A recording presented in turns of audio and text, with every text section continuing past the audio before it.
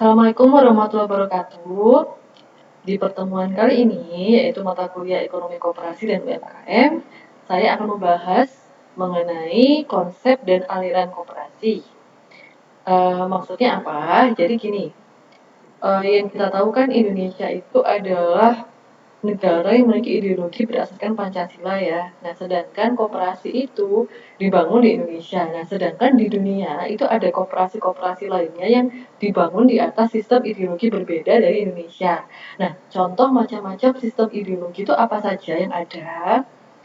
Jadi ada macam-macam, cuman pada pertemuan ini akan saya bahas tiga saja. Yang pertama adalah liberal yang mendasari kapitalisme. Jadi mungkin di antara kalian ya, saudara ada yang tahu Adam Smith. Jadi Adam Smith itu adalah pelopor istilahnya laissez-faire, yaitu membiarkan perekonomian itu berjalan dengan sendirinya tanpa campur tangan pemerintah. Jadi ideologi bebas, yang penting semua perekonomian itu segalanya aktivitas ekonomi bebas dijalankan oleh semua orang, murni permintaan penawaran, murni semua seleksi alam, jadi semua yang terjadi itu natural tanpa ada campur tangan pihak manapun termasuk pemerintah. Itu adalah landasan dari pemahaman liberalisme atau kapitalisme. Nah, di sini uh, yang kenapa saya bilang seleksi alam, sebab yang kuat saja yang akan bertahan. Bayangkan jika ada sebuah sistem di mana di situ tuh sangat bebas sekali, semua orang bebas beli, bebas jual, bebas melakukan bisnis, bebas ngapain aja. Otomatis dengan sendirinya mereka yang akan bisa naik ke puncak itu adalah mereka yang bisa bertahan, mereka yang bisa uh, punya akses terhadap sumber daya untuk bahan baku, mereka yang punya akses network untuk menjual ke sana kemari, mereka yang bisa menguasai lahan, menguasai market share. Nah, sedangkan para orang-orang yang tidak bisa masuk ke persaingan tersebut, mereka akan mati dengan sendirinya. Itu adalah sistem kapitalisme. Kemudian yang kedua, sosialisme dan komunisme. Jadi mungkin kalian sering dengar Karl Marx ya. Jadi Karl Marx itu adalah salah satu pencetus teori sosialisme yang banyak didengungkan orang saat ini. Jadi maksud mungkin kalian tahu beberapa negara di dunia ada yang secara kenegaraan itu menganut ideologi komunisme dan sosialisme. Jadi intinya itu apa? Sebenarnya sosialisme dan komunisme itu dua hal yang berbeda. Sama-sama rakyat itu sama-sama kesejahteraan rakyat gitu ya.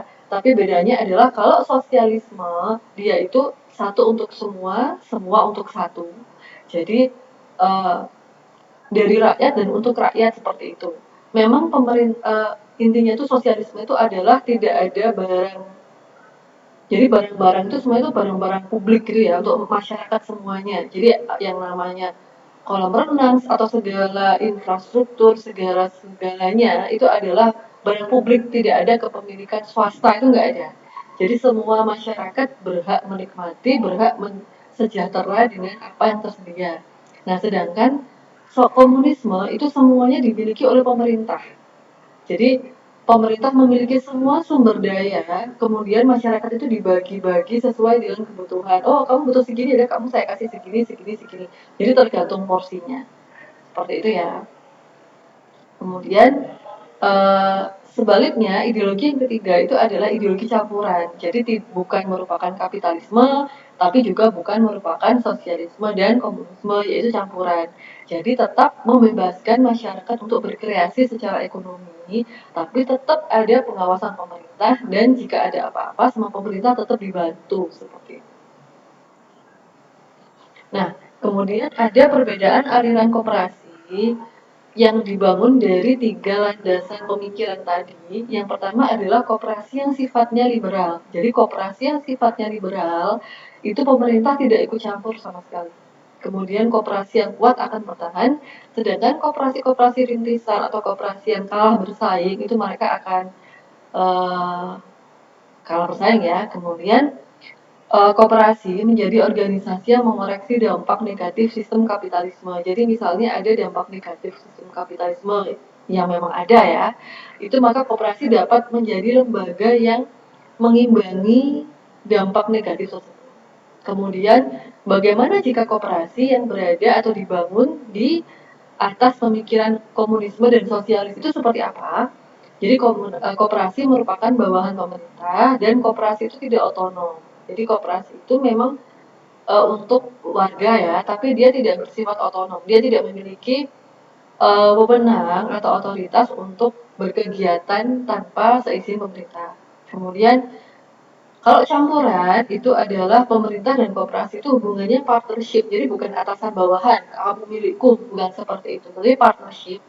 Kemudian koperasi itu memiliki sifat otonom, dia memiliki kemandirian untuk beraktivitas sendiri, tetapi pemerintah tetap bertanggung jawab pada pengembangannya. Jadi kalau misalnya, loh koperasi ini kok eh, seperti ini, gitu, akhirnya ada apa pembimbingan dari pemerintah seperti itu. Kemudian konsep koperasi, tadi kan aliran pemikirannya, sekarang adalah konsepnya. Jadi koperasi itu dibuat itu konsepnya seperti apa? Yang pertama ada konsep ala barat. Jadi konsep ala barat adalah koperasi itu milik swasta. Kepentingannya untuk publik. Memang yang mendapatkan keuntungan adalah publik ya, tapi dimilikinya oleh swasta. Sedangkan konsep sosialis, koperasi itu dimiliki oleh pemerintah. Seperti saya jelaskan, pemerintah itu memiliki institusi atau lembaga koperasi itu tadi, tapi kepentingannya tetap untuk publik. Jadi bukan bukan semata-mata untuk pemerintah seperti itu ya, karena sosialis tadi adalah satu untuk semua dan semua untuk satu. Kemudian yang terakhir adalah Indonesia. Jadi konsep koperasi di Indonesia itu memiliki badan hukum. Jadi dia jelas, dia bukan organisasi abal-abal. Kemudian diawasi pemerintah, jadi dia tidak dilepas begitu saja tanpa pengawasan. Dan tujuannya itu adalah kesejahteraan anggota dan pada akhirnya dapat memajukan perekonomian nasional. Nah, kemudian sekarang kita masuk ke koperasi di Indonesia. Jadi seperti minggu lalu ya, yang sudah saya sebutkan quote dari Bung Hatta, tepat dari Muhammad Hatta, mengenai koperasi itu sifatnya adalah tolong menolong. Esensi dari koperasi itu adalah gotong royong dan tolong menolong. Nah ini maksudnya seperti apa? Jadi maksudnya adalah esensi dari koperasi itu adalah bersifat tolong menolong dan bersifat gotong royong. Tapi bukan berarti koperasi itu murni gotong royong saja. Karena bagaimanapun juga koperasi itu adalah sebuah lembaga dan institusi ekonomi ya. Jadi tidak sama dengan gotong royong. Nah, apa perbedaan koperasi dengan segala aktivitas yang hanya gotong royong? Kalau gotong royong mungkin seperti kerja bakti itu gotong royong. Cuman kan koperasi kan tidak hanya itu gitu ya. Perbedaannya adalah yang pertama, koperasi itu memiliki aturan dan peraturan tertulis. Sedangkan gotong royong tidak, seperti misalnya ketika yang paling gampang bersih desa atau mungkin kerja bakti, itu kita tahu bahwa oh kita bekerja bakti biasanya jam segini sampai jam segini. Cuman nggak ada peraturan tertulisnya yang harus ditepati, itu tidak ada. Jadi intinya adalah ya enak-enakan aja. Kemudian yang kedua, memiliki kegiatan secara terus-menerus dan teratur. Nah, koperasi itu kegiatannya tidak hanya seminggu sekali itu enggak, setiap hari itu ada kegiatan dan kegiatan itu enggak cuman apa gitu aja, tapi mereka terstruktur. Misal kayak koperasi KSP, koperasi simpan pinjam, ya dia pasti ada kegiatan simpan pinjam dengan nasabahnya itu tadi ya. Kemudian kalau KSU itu dia bergerak di produsen, bergerak di konsumen, jadi dia yang menjual barang, juga menerima hasil produksi anggotanya dan segala rupa. Jadi mereka benar-benar seperti sebuah lembaga institusi apa ekonomi yang seperti yang sewajarnya gitu ya. Sedangkan gotong royong tidak. Kemudian ada hubungan intrapersonal dan dilakukan secara lugas dan objektif. Sedangkan gotong royong tidak. Kemudian yang keempat bertindak lebih rasional dan efisien. Jadi segala keputusan yang diambil pada koperasi itu berdasarkan RAT atau rapat anggota tahunan ya, dan itu pengambilan keputusannya itu berdasarkan musyawarah mufakat dengan hasil pemikiran yang rasional dan objektif. Jadi pemecahan masalah apa tuh bukan hanya karena kasihan saja atau karena perasaan sungkan, tapi karena memang profesionalitas. Nah, itu berbeda dengan gotong royong yang lebih mengedepankan perasaan empati dan lain sebagainya. Kemudian yang terakhir adalah koperasi itu lembaga yang berbadan hukum, sedangkan gotong royong tidak. Sampai di sini penjelasan saya mengenai konsep dan aliran yang melatar belakangi berdirinya koperasi atau yang melandasi berdirinya sebuah koperasi. Demikian, terima kasih atas perhatiannya. Mohon maaf jika ada salah kata. Wassalamualaikum warahmatullahi wabarakatuh.